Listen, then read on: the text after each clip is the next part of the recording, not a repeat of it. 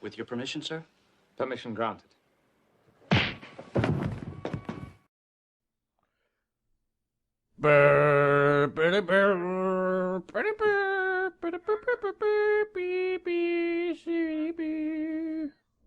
Yeah, theme song. Welcome to ReTrekking podcast. What's the episode? Dylan. Episode 12. The Good. Big Goodbye, I believe. Yeah. The Big Snooze. I don't know. I think it's actually the name of an old movie. Like an old film noir movie. Interesting little side note. Give us a plot summary, Dylan. Alright. The plot summary is as follows. The Enterprise is set to meet a race. I put N race. I don't know why. Grammar, do you even? So the Enterprise is set to meet a race of insectoid beings called the Gerardans, I believe, whose language is incredibly complex. The captain's greeting in their tongue must be perfect, otherwise they will be offended and vague stuff will happen. Meanwhile, Picard visits the holodeck as Dixon Hill, a 20th century private detective character who's basically just a pastiche of, all of the private detective characters. Yep. Data, Dr. Crusher, and Mr. Wayland, a historian who is only in this episode as far as I remember, visit along with him. But they are trapped on the holodeck when a Gerardan probe causes it to malfunction. Holodeck stuff becomes real, Mr. Wayland gets shot near the end of the episode, and the rest of the episode is spent with Wesley trying to fix the holodeck computer and get them out. He does, the captain pulls off the greeting flawlessly, and everything is fine. The end. Yeah, that was more than I would have been able to say about it. Yeah, honestly, I'm just going to make a confession before we even start. I've never been a fan of the holodeck episodes in Star Trek. Yeah, they're dumb. Specifically this series, though. Next Generation has some pretty just boring episodes. Yeah. They use it a lot in DS9 towards the end, but it's for a different reason. I mean, they have the obligatory trapped on it one time, but they go so over the top with it that it's hilarious. Yeah, 'cause honestly, most of all of the holodeck episodes I've ever seen, it's like, oh, they're using the holodeck again. I don't think it's gonna malfunction. Everything becomes real again. Oh, surprise! It did. In Deep Space Nine, at the height of the war, towards the end of the show, they use it as this lounge and stuff for officers to hang out in. Oh. And then early in the show they use it a few times, the holo suites, but it's when they do the every series has to have one where they're trapped on it, and theirs was at least really funny. Which, if you're gonna do something like that again, at least make it really funny. So yeah, I suppose this episode, I guess I can give it a little more slack because it's probably the first episode. Yeah, after it is. That really did the trapped on the holodeck thing, but with you and me being fans of Star Trek, we've seen this shit played out through at least 2 series. Well, this episode was just so boring. I have 2 notes from it. Yeah. All right, well, I'll just start with the good. The one thing I kind of liked about this is that there was at least a little bit of a sense of wonder with the futuristic-y holodeck thing. So I kind of like that, even though it feels a little odd because they already sort of went over that with the first episode. And they've had it for 10 episodes now. And they just haven't really done anything with it. Do you know where this episode was filmed in terms of production? Because I get the sense that it's much. I forgot to look that stuff up. Why don't you go over your notes? I'll check it out. Okay, but yeah, that was my good. Did you have a good or? No. You had no good. There was a funny thing because they say that Data's from South America when they're on the holodeck. Yep, I have that under the That silly. was really funny. I was just what? And I like that it actually was a recurring joke throughout the episode. Even just later in that scene, the one the bad cop, I guess you could call him, shows up, and he's like, "Where are you from? South America. Can't you tell?" And the newspaper vendor is like, "He's from South America. Can't you tell?" And it's just really, it is pretty silly, but I did actually kind of like that because it was just kind of funny.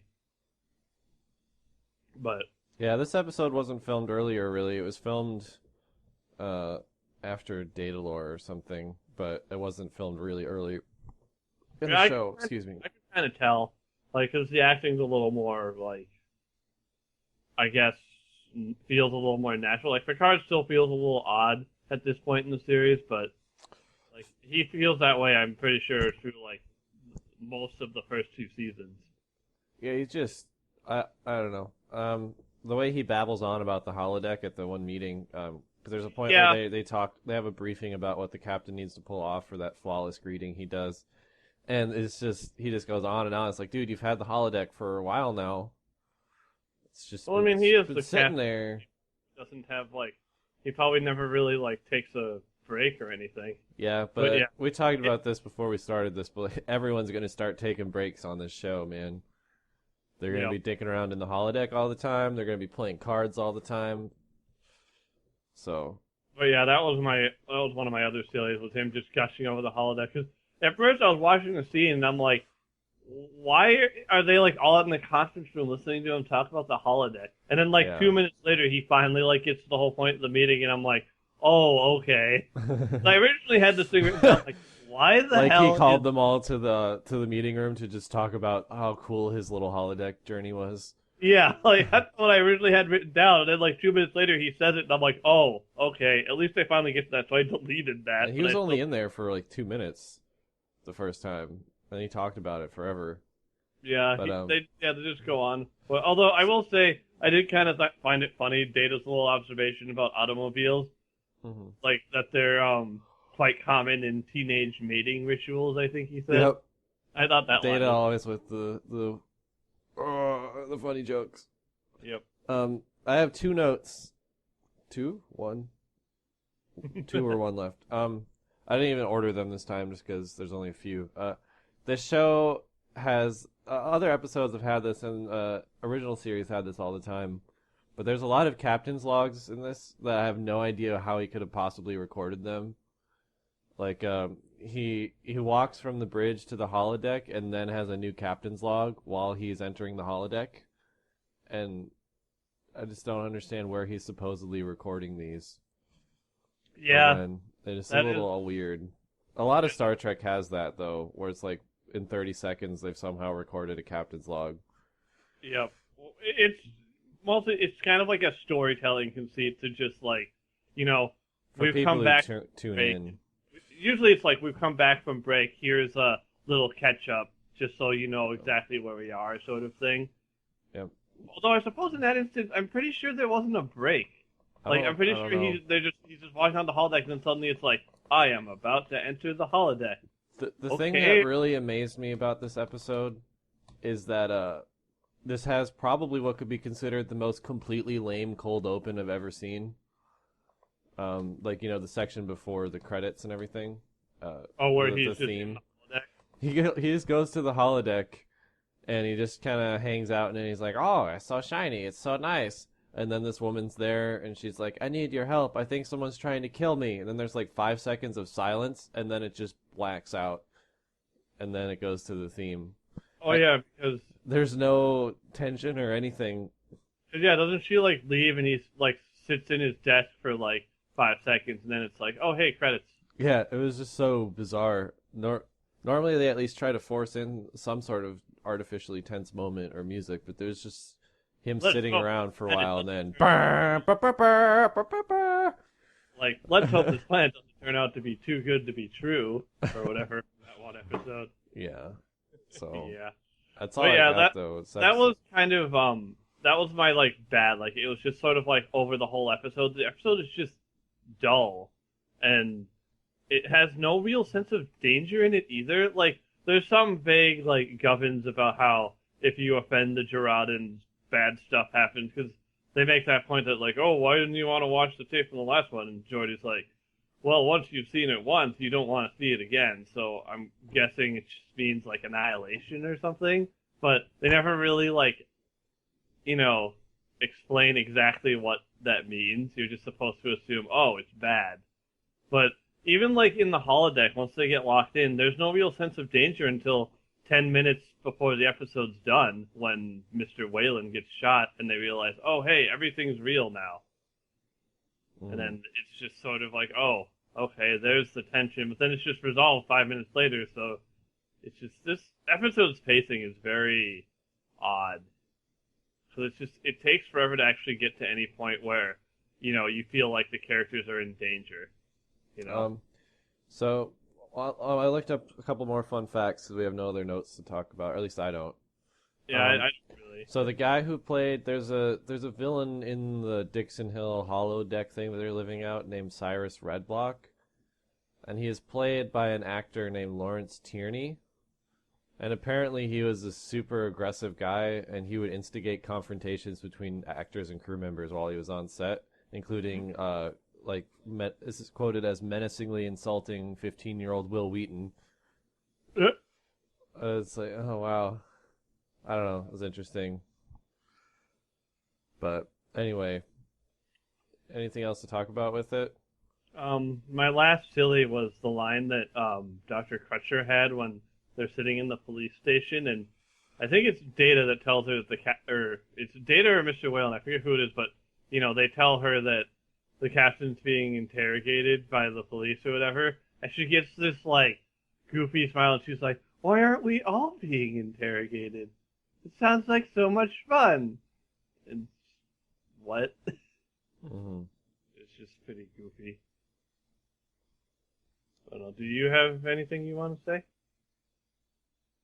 No. This episode was just boring. You can skip over it if you're rewatching the show. Yeah. I will say one thing. I thought this episode could have been a bit better if the actual, I guess the plot in the holodeck, not the show's plot, but the story that it's playing out. If the story had been a little more than just, hey, this is just a pastiche of a bunch of film noir detective things. Yeah. Because, they have this whole bit where it's, because, what's his name? The guy who, Cyrus Redblock, the guy that you were just talking about a little bit ago. His character is some criminal guy, and he's looking for some item, but they never, explain exactly what it is or why they think... Yeah, Redblock's just this bad character being a bad guy. Yep, and they never explain why they think Picard has it or anything. It's like they deliberately ripped off a huge chunk of the Maltese Falcon, but failed to really give you any sense for what's going on and why. You're just supposed to accept that it's this, it's basically just a pastiche of that whole story, all the tropes of film noir detective things. Because I actually when I was younger and stuff, I actually kind of liked that kind of stuff for a while.